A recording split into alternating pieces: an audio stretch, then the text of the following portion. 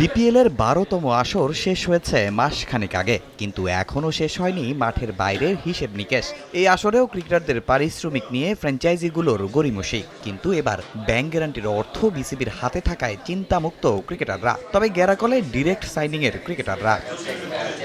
এদিন সিলেট টাইটান্স ও নোয়াখালী এক্সপ্রেস তাদের ক্রিকেটারদের পারিশ্রমিক পরিশোধ করেছে। বিসিবি থেকে নিয়েছে সার্টিফিকেট। কিছুটা দেরিতে হলেও প্রতিশ্রুতি সম্পূর্ণ করে তৃপ্তির ঢেকুর তুলছে গভর্নিং কাউন্সিল। বিসিবির প্রতি কৃতজ্ঞতা জানান মিরাজ। আমরা বলেছিলাম যে এবার খেলা শুরু হওয়ার আগে পেমেন্টটা আমাদের number 1 priority and anti corruption is number 2। Sylhet and Noakhali ওরা বলছে যে আপনারা তো আমাদের এই টাকাটা হোল্ড করতেছেন, আমাদের বাকি প্লেয়ারদের এত।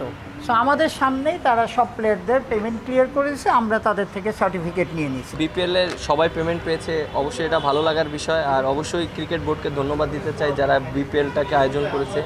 বিপিএল গভর্নিং কাউন্সিলে যারা ছিল, মিঠু ভাই অনেক হার্ডওয়ার্ক করেছে দেখেছি। যদিও ঢাকা ক্যাপিটালস পুরোপুরি চিন্তামুক্ত থাকতে দিচ্ছে না বিসিবিকে। 5 দল পারিশ্রমিক পরিশোধ করলেও এসবে থোড়াই কেয়ার ঢাকার মালিক পক্ষের। আবারও চিঠি পাঠানো হবে তাদের। জবাব না আসলে বিকল্প খুঁজবে গভর্নিং কাউন্সিল। শুধু বাকি হচ্ছে ঢাকা।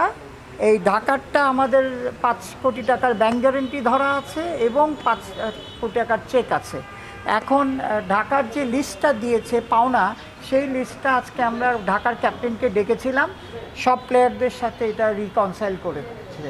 আমরা এখন ঢাকাকে চিঠি দিব, না হলে এই সপ্তাহ পর্যন্ত আমি ওয়েট করতে পারি। তবে ডিরেক্ট সাইনিংয়ের ক্রিকেটারদের চুক্তির পুরো অর্থের দায়িত্ব নেবে না গভর্নিং কাউন্সিল। ব্যাংক গ্যারান্টির অর্থ থেকে নিলামে যে বেস প্রাইস ধরা হয়েছে সে পরিমাণ অর্থ পাচ্ছেন সরাসরি চুক্তিবদ্ধ ক্রিকেটাররা।